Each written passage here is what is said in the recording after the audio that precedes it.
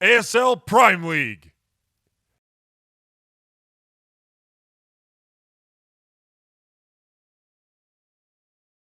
Ladies and gentlemen, welcome to the second match of the night, our second best of three. We are just getting started here in Group C in the round of 16 for ASL Prime League Season 5.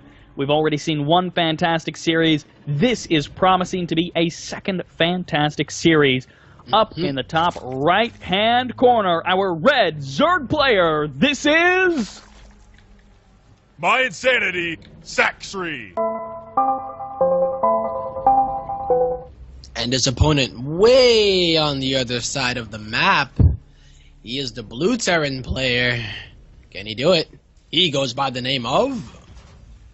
Prime Clan, KeeN.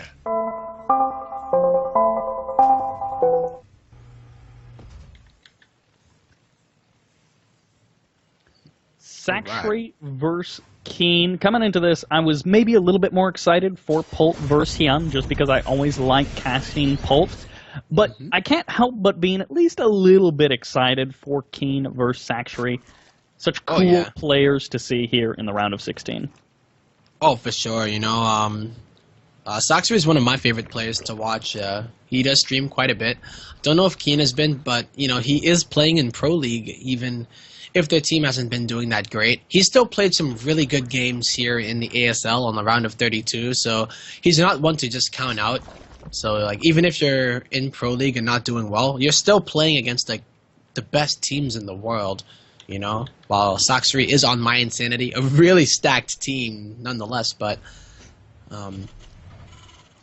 you know, it's not like he's going every single day against Classic. He's not, you know, playing against Dark or Hero and, you know, the Lives and the Innovations.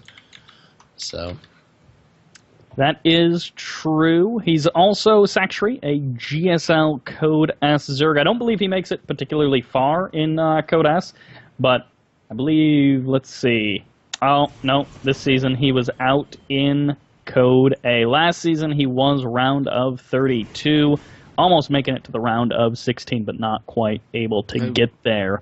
Still, definitely guys that can show us very good games. We saw KeeN, unfortunately, get 2-0'd by Hydra in the round of 32, but that's not a surprise. Hydra was on a streak of 2-0ing everybody. Yeah, Hydra's looking really scary, and has been for a while, but, you know, Sacsri is definitely one of those players that are equally as scary. Okay, maybe not equally as scary, but, you know, I still think that Sacsri is an incredibly scary player to be playing against here. And he has to also do it on cross positions too, so what are we going to see here? Whoa, this is like a common trend going on now, getting that Roach Warren early. Oh, before scouting here. So this is Sacsri's plan. Not even reacting. Hatch gas pool into some roaches, yum yum, and of course that was roaches, and actually it's going to be 8 roaches, so it's not the more conservative 6 that we saw from HeeN. 9 even. Oh my He's definitely God. planning 10. He's planning something aggressive for sure. And keep in mind, guys, there is no speed. He didn't get out like a super ton of lings. I believe it was literally just 2. So he's been gunning for this for sure. Oh yeah, and that Reaper. He's gonna probably see it coming. Oh, no, he might not. He might see it when it's too late. He should. There we go. Yeah, he's gonna catch some of the roaches. But what is he gonna do about it is the question, right? Third command center already on the way. You're already invested into that. There's no bunker here, and he's not making one either. I would even love to see him put it on the high ground. I don't know how you're gonna hold the natural here. Fortunately, with this being cross-spawns, he's got a reasonable amount of time to react to this. You wanted a high ground bunker. Bunker number 3 is going on to the high ground. He has not evacuated the low ground. He's going to be keeping mining there, and he's just going to be looking to hold this mainly with Hellions and Marines. We'll see how KeeN does.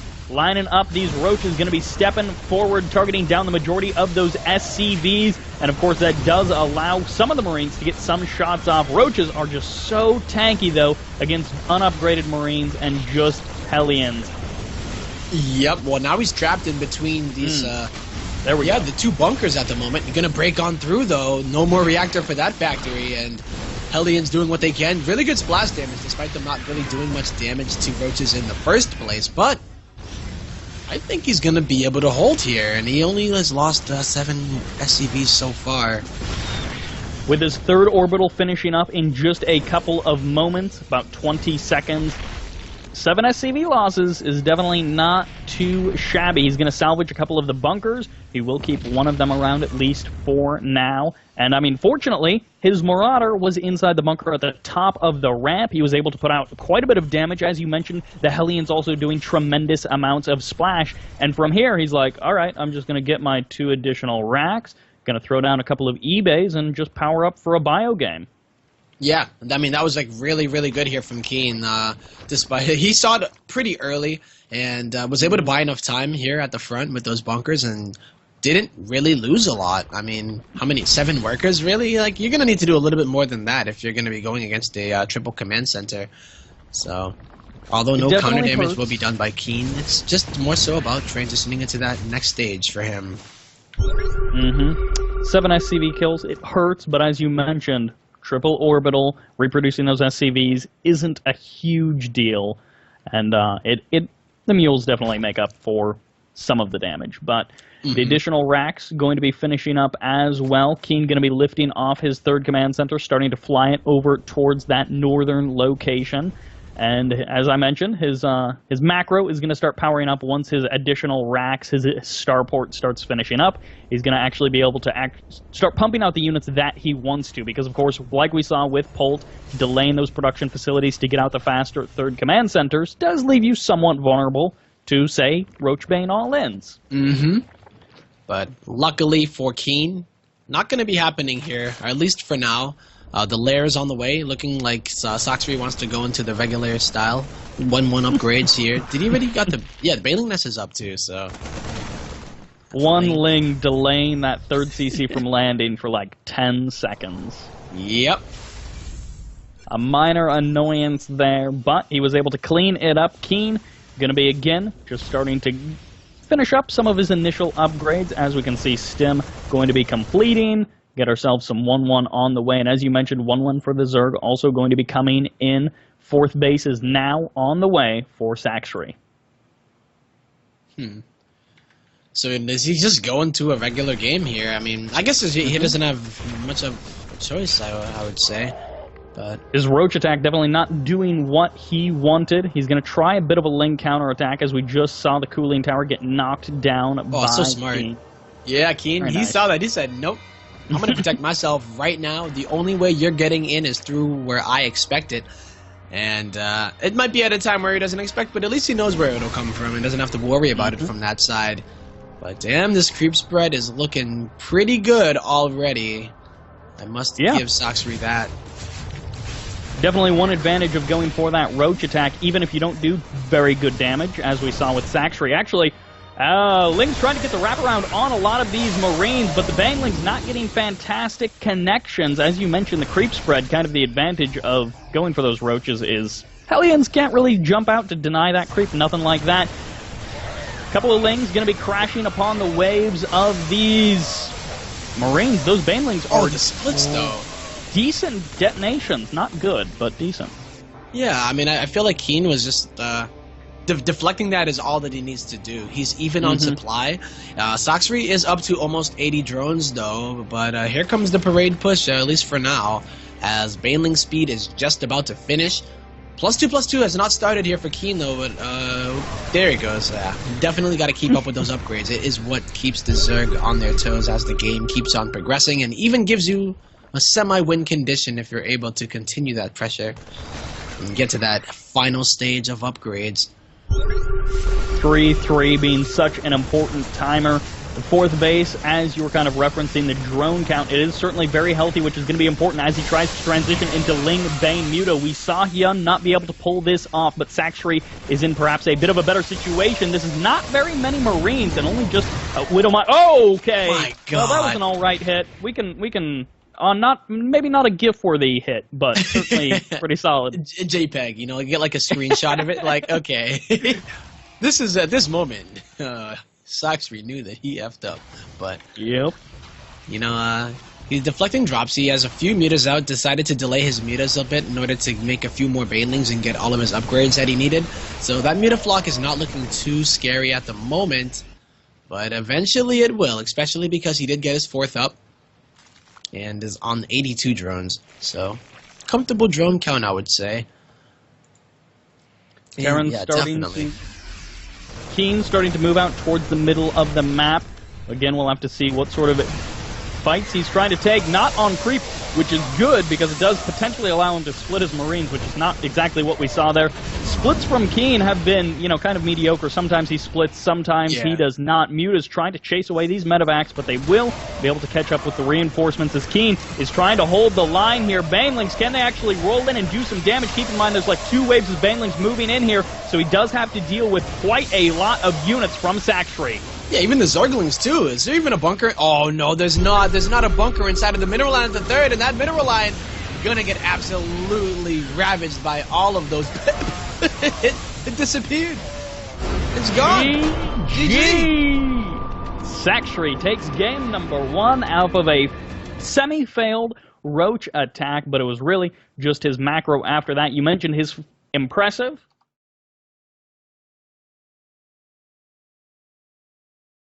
Number 2 in the 2nd series of the night. It is gonna be another TVZ. That was a really explosive one last game. We'll see how this one goes, as this guy here showing he has some really solid macro and plays incredibly fast. He is the Blue Zerg player.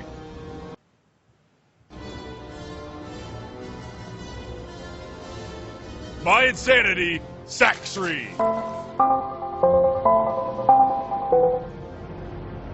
While in the bottom right-hand corner, we do have the Red Terran. He's down 0-1. He needs your cheers. This is...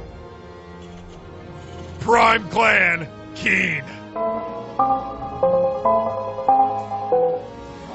All right. And I really do think it was the cross position that may have helped Sacsri drone up so fast and not really take too much damage. Mm-hmm. You said it earlier. You want to see some mech coming out of KeeN. I don't think that was really the best map for him to show it off, so maybe we'll see it here on Coda. Was it KeeN that we watched play mech? It was different positions, but it was mech spawn on... position, but it was, yes. Was it KeeN? I was trying to remember. Yeah. I believe it was, yeah. And we've seen Flash do it, too. Flash, a very well-known ASL player. Yep, he started up in the ASL, you know, finally. You gotta get your start somewhere, and he got to start in GSL, and then he moved to the far more prestigious ASL. ASL. Just kidding, guys. Don't think that we actually have Flash here. We do not. That'd be beautiful, wouldn't it? Some nerd out there would like take me seriously and be like, "What, they got Flash? I missed those games." And then he'd be super salty. Posts on Reddit. I would like, be that nerd, by the way, you know. So don't play with our emotions, man. he posts on Reddit later. He's like, "Hey, this guy Cyber just lies and casts. I don't even know who this he guy is." Tempo, you mean? Yeah, that. I just blame you. I just get to lie. Oh man, but I like that. I mean- You take the blame. yeah. We just take the blame for each other's stuff, and we either over-compliment each other or we just destroy each other's persona and everything. Definitely what's gonna happen. But Oh, here we KeeN. go. Nope, he will not get a drone. It almost looked like he might. He's gonna dive back in on the mineral line. Gonna definitely cause Whoa, go! trouble. Oh, What? nope. All right, Okay, we'll get it. Mr. Reaper. But the one thing that he's noticed here is that it is going to be a gasless opener, so... Mm-hmm. I mean, usually you say roaches out of it, but, you know, you never know when it comes to Sacsri. What exactly he does have on his mind, what he wants to do in this game, and what he expects out of KeeN, you know. Definitely questions that we'll have to have answered. Things are looking very standard for KeeN, and actually I don't know that we've quite seen this exact build, which is kind of surprising just because of how standard it is, but the 2-base 1-1-1 coming out from KeeN. Not super eco-focused because it was 12 racks, 12 gas to get out that Scouting Reaper. Definitely a smart move for him, but now it's into the starport, and that is a Tech Lab starting. We may have some Banshee goodness. Yeah. And the Reaper going into Scout again. I always wonder if... Oh, he's going to get knocked out in midair, yo. Man, that Reaper. You get 6.5 out of 10 for that jump. Not a good one. But, I mean, if you go for Cloak Banshees when your opponent does open up with the gasless build, it's like... I don't know. Usually they always go into Lair first with the first 100 gas, and they have 4 queens. I always never... I don't know. In my mind, I always think that. I don't think it's as effective as if he was going for like a greedier like third base or something. I mean, I have no idea how this is necessarily going to play out because it is cloakless Banshees, so maybe it's like a, hey, I'm going to scare you and try to like force some sort of crazy reaction with just one Banshee. Maybe that's his plan because he is going to be dropping down that third command center, poking out with the 4 Hellions. Yeah. And for now, it's just the one Banshee. Well, the fact that he's not getting Cloak either, it could be also for defensive, like emergency defensive purposes in case it was a big roach push out of Sacsri. So he would be able to defend against it and kill those roaches as they do head across the map. And then go into whatever it is that he wants to. Especially if he decided to go mech or something too. Because those Banshees are still going to be pretty useful. Mm-hmm. You know, Banshees definitely, as we saw, you know, again... Harkening back to some GSL matches. Spoiler alert, but maybe Banshees would have helped out a little bit. Yep. Just saying. They do. They do. They're quite helpful. And you say he's not really too gung ho about killing drones. He went in. And he's like, okay, you got some queens and some roaches, and it drops down 2 more gases and 2 more armories, and I'm assuming 2 more factories because the best things in life do come in pairs, my friend. Which actually, because, you know, 1-1-1, you got the first factory, and then you add on factory 2 and 3, so it's like, that first factory, man, he's the loneliest guy. He's the third wheel, it's like, sorry, buddy boy. Tempo, you and I both did say we wanted to see some mech, and as you mentioned, the 2 factories are coming in. I don't know many bio players that bother getting 2 armories with, like, no engineering base, so... That would definitely be weird if he was like, man, gonna throw down 2 armories. No engineering bay. It's like the totally pure Hellbat build. Hellbat medevac build. Like, that's it. Nothing else. Nothing else. Nothing else at all. Creep spread, as you mentioned, is starting to look a bit fearsome. It's not out of control just yet, but it's in, you know, maybe a minute or 2 from now, it will be a bit out of control. Yeah. I mean, Sacsri is...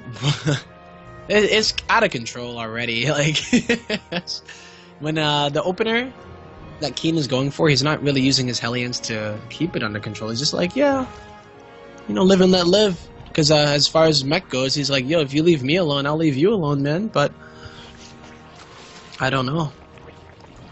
See him just kind of scouting, and Sacsri knows exactly what it is that he's going up against. I'm looking to see if he... I think he just assumes it. Because he... Oh, he saw the armories. So that's pretty much the big tip-off. That's what it was. He hasn't seen the factories, and I don't think he saw... He can probably infer. Yeah. Tempo, there was a unit in StarCraft that we do not see very much anymore, but it used to be such a staple in a mech matchup. I have no idea. Line locusts on the way. It looks like a black interceptor. It's like... Roach is going to be stepping forward, trading out with some Hellbats over by the natural of KeeN. Couple of tanks in the back. This is still a scary number of roaches, and look at that control. He's actually splitting some of them off to deal with the tanks because, I mean, seriously, you don't really get too far with roaches if you can't deal with some tanks. Nope. And he does a little bit of some trading there and isn't able to break KeeN just yet, and he's going to be going into that Swarm Host style. I haven't seen... Who? Oh, actually, you know what? I have seen this. I can't remember who it was, but you know, you get like a few Swarm Hosts, and you're able to do a bit of damage every once in a while until turrets do come up. Because the thing about the turrets is that the Locusts have this weird clunky AI where they fly so slow and they go in and they get like wrecked by the turrets and then they land.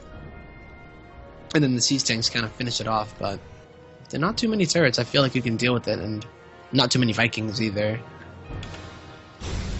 All right, I'm gonna have to break my not wanting to spoiler alert people who didn't watch the GSL matches this morning. But so Tempo, I'm sorry if you wanted to catch the VODs or something like that and you didn't see them. I caught him. The key to Biol beating Fantasy, as the commentators were kind of speaking of, one of them was his almost abnormally high Viper count. We're talking like 10 plus Vipers. He utilized Swarm Host and Flying Locust to do some interesting pokes and some counterattacks. I believe he was also running around with Mutas in there, but the thing that won him the game was a big Ultra Switch, and he had so many Vipers. Yes. So tons and tons of Vipers and Hydras on the ground. For when they get pulled in, as opposed to trying to attack with them, where you would do with the Roach Hydra Viper. It's more so spread and creep up to your opponent, and just trade up. Oh, the Swarm Hosts are going to get caught. Roach is going to be running defense for them at least a little bit here, as they're going to be dropping their Locust and going for a... Oh, nope. Okay, there we go. They finally turned around. They were kind of auto-targeting on those Hellions. Unfortunately, they're going to be starting to snipe down that CC, and this is similar to what Biol was doing, focusing on the production, and even the add-ons could definitely be very annoying. A couple of SCVs going to be getting picked off here, and this is not a particularly deadly attack, but boy, is it annoying to deal with, pulling back so many units and Hellions from kind of going on the offensive. Denying creep is what they could have been doing, but they got pulled back. They have to pull back to deal with that free units here. And now the Vikings are going to park around here and try to deal with them. So, yeah, once the Vikings are out and now he's been kind of alerted, here come the turrets as well. It's more so like you assault one position and then maybe go around and do another position, because you force out all this money to be spent. You've got to be careful for those overlords, but yeah. I'm not a Swarm Host expert anymore, man. I just I love to see not it anymore. Used. Not what anymore. About I never was. What about a Roach run by expert? As we've got a couple of Roaches going to be poking around the third base of KeeN, going to be sniping down some SCVs. Tanks should be able to deal with them if they actually get in firing range. Right now, the tanks are just kind of janking out in kind of a choke point. They're doing a bit of damage, but then they figured it out. They're like, hey, we can actually shoot farther if we go ahead and siege ourselves. As you mentioned, the Swarm Hosts kind of have this awkward dance where you get to fly the Locust in, and you're like, hey, pew pew, shooting, doing a lot of damage, and then you have to wait so long until your Locust respawns. So you've got all that dead supply, and then as you mentioned, your opponent now definitely knows that there's Swarm Hosts and Flying Locusts, so he's like, okay, I'm just going to drop some turrets, and that'll pretty much defeat you. So dead supply is almost, it's so much. It's 4 supply per Swarm Host, I believe. He gets a tank. And you gotta watch, that's a lot of hell. They don't have Blue Flame yet, but they will be done very soon. And that Ultralisk Cavern coming down here, Cyber, but +1 attack is just now beginning. I do like the burrow movement here for the Roaches, just to do a little bit more harass, or if you're even able to catch that army out without a detector unit, you can get under all of the siege tanks when they move out. But, somebody pointing out that maybe it was Rogue. I might be. Are you thinking of the one on... I thought for sure it was Biol. That he used them kind of like mid-game before the, like... I think it was before, like, the big Viper end-game composition that he went for. At any rate, we currently only have 4 Vipers out on the map for KeeN, or no, for Sacsri. And one of the things that people have been talking about is like, how do you beat late game mech as Zerg? Because it's like, we've talked about it a little bit. You seem to just have to have like infinite units, and if you fail at any point, it's almost like you feel like you auto lose. So that's definitely a big problem. We got a bit of a counterattack going on in the south. Sacsri going to be pushing in towards the third once again. So we'll have to see Blinding Clouds and Yoinks going to be very important if he wants to actually take an engagement. There's one tank being completely nullified, but he's trying to step forward with his Roach Hydra as more tanks are being sieged. A couple more Yanks, but those Vikings are in high enough numbers to kill off the Vipers, and I don't know, this trap that's being set by KeeN might be enough to kill off this army. Yo, and there goes everything. So many of those siege tanks getting sieged up, and queens are just like transfusing each other so quickly, trying to stay alive, but they're not even really getting a chance to attack. So it's more so delaying the inevitable. But you know, the third base did go, or the extra third base, should I say? The orbital. That was a fair amount of damage done by that run by Saber. Our wonderful production man was showing us Swarm Hosts are about to pop their Locust, and they can indeed head over towards that fourth base.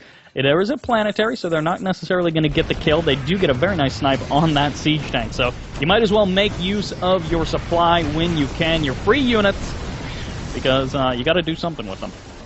Yeah, and you want to use it on every cooldown now. I mean, ideally, but you think about it too, if you only use it on every cooldown and you're not really doing it strategically, then it's kind of a waste too, because you actually want the Locust to do something. So definitely one of those units where it's just like a weird place right now, I think. Especially when Hellions are on them and they can't do anything but just kind of scurry away. Yeah, there we go. We're going to realize it now, but That's definitely enough Blue Flame Hellions to deal with those few Swarm Hosts on cooldown. He's also going to be seeing the fair amount of Ultras. It's 5 right there. The total count, I guess it's only 4. I guess I can't count. Well, 4 is the next. 5, they both start with F. That's what it was. I was going based on what the numbers start with. At any rate, we also have Corruptors going to be on the way. So are we looking towards Broodlords? I wonder, is the Greater Spire complete yet is the question. Looking at the Structures tab, it looks like it is not. Oh, it is. There is a Greater Spire here. So if he's able to take out those Vikings, that'd be great. But it's not even like KeeN is going for that Battle Cruiser style. So the Corruptors really shine when that happens. But if you're able to get a few of those Broodlords out, then Ultralisk's going to be stepping forward. There's the yoinks from the Vipers, and those Ultras actually going to be able to get on top of the units and do some damage. Hellions once again going to be going for a bit of a run by killing themselves off 4 drones, and actually they're going to be spotting all of the Broodlords morphing in. I guess they don't warp in. So 2 Vikings still in production here, and you know there's also 2 siege tank styles as well. So even though Sacsri, I was gonna say even though he knows Broodlords are coming, he's like I'm gonna keep making siege tanks anyway. But he might be switching it up to the Thors, as I see 1 on the production tab. Ooh, that would be Sacsri seems to have disconnected here. But luckily we have the power of technology. That was I'm gonna ask. Yeah, Saber's good. You're good, all man? Right. Good to go. Sweet. Everything's alright, everybody. So here we go. Yeah! That countdown animation does look pretty good. Alright, so we're back into it. We got ourselves some Blue Flame Hellions being chased by Ultras, which is always just hilarious. Yep. Bye-bye. Yep, you wouldn't want to be a Hellion there, and it's one of those situations where you do need both kinds of tech here. Broodlords are going to be able to hopefully get some damage done here for Sacsri, because there is a really heavy siege tank count here for KeeN as he's scrambling to make some Thors. Yeah, you mentioned like maybe he's going to be relying on Thors for his anti-air, and then he's like, yep, 3 Thors at a time. Yep. Alright. He was going ahead with the Thors. He really is, yeah. And he set up a decent position that he can try to siege up from. Where are the Vipers, though? He needs the Vipers in order to pull the Vikings when they get a little bit too close. Ooh, siege tank flank, maybe a little bit of a misclick. We'll have to see if they siege up in time and they're able to do anything. Right now they're just move commanding as the Broodlords are pretty much getting shredded. Hydras are not there to defend them. They're dealing with the tanks. There's the yoinks that Tempo was talking about. They're actually pretty solid as he kills like half of the Viking count. Yeah, that was actually a really cool idea by using the siege tanks in order to kind of distract, right? But there's an actual big attack? A little bit of a... I just saw an Ultralisk explode, and there's no workers here anymore. There was 19 SCVs that got killed, so yes, well, definitely some power going down out of that Terran economy, but mules are like pretty good, I've heard. I don't know. One-shotting these Broodlords, by the way, with these Vikings. Do they have +3 here already? Because they are just killing them. Yeah, they have +3, and there's only +1 armor here for the Broodlords. So into cloaking for those Banshees. Pretty good way to help deal with the Ultralisks. Banshees in 5, 6, 7 numbers. You actually get some pretty solid DPS. Hellions, of course, being one of the mineral sinks that late-game meching Terrans have. You get some run-bys, you try to shut down the economy on the bases that are actually mining, which, by the way, Sacsri is just taking so much of this map. yeah, he's even taking the bottom left. Like, that's when you know you're in a bit of control, as he doesn't have anything mining from it yet. I guess there are a few drones, but when you start to take bases like that, you mainly just want to go and grab the gas and hope that the Terran never takes it. But if by chance they do, then at least they don't have a full 2 gas geysers to mine from. So at this point, he's just doing it for the actual economy, which is cool. But yo, man. Siege tank Thor run by, son. This The is best casual. kind of run by. Serious. It's like a walk by, a roll by, if you will. Just very slow plod by, but of course they absolutely shred hatcheries. I mean, half these units aren't actually firing, and they're taking down that hatch so fast. The third base yeah, the run by. That's a run by. Actually, There you go, Cyber. yeah, those Lings technically running, unlike the Thors, which are getting trapped by the Broodlords, or by the Broodlings rather, and Viking's going to be almost stutter-stepping, you could call it. Taking out these Broodlords almost one by one. Transfuses from the Queen's going to be trying to save them. And we do have 2 additional starports finishing up. I kept wondering if it was going to be into battle cruisers, but no. Well, yeah, the starports can finish up all they want, but that third base just got kind of wrecked, if you will. And I will. It's a damn shame because, I mean, KeeN is going to be pretty broke. But what he needs to be doing here is getting that transition. He needs to be making a lot more units at the same time, as the mech army is so hard to replenish. It's limited by time, but it's also limited by resources here, which is a big issue here when you only have 2 real mining bases at the moment. He does have 3 one, bases almost. mining gas, though. Yeah, which that's certainly is important. He has 2,000 gases. For once a mech player is limited by his minerals. Definitely doesn't happen very often. 7 more Ultralisks on the way just now popping. More yoinks going to be happening. 3 more Vikings on the way. This is starting to get a bit, I don't want to say dicey, but a bit scary for KeeN. He does have a very nice siege up location. The problem is if he loses all of his air superiority and he's not able to like ward off the Vikings, siege tanks with blinding clouds are just a little bit silly. Yeah. There's so many of them here that he's invested in. He's trying to get some value out of them, and even with they unsieged. If Sacsri realizes this, he could go in there with the Ultras, but the Planetary is still alive. He's just gonna do it. These Queens have so much energy in order to transfuse, and yeah, these siege tanks are about to just all go down. Oh no. They're pulling back. Where does KeeN go from here? He's trying to use that Sim City to his advantage, but of course with this many Ultralisks going to be cranking down on that Planetary, it does fall relatively quickly as we have the siege tanks finally within the hugging grasp of those Ultralisks. GG. Sacsri takes us to the mirror matches with a 2-0.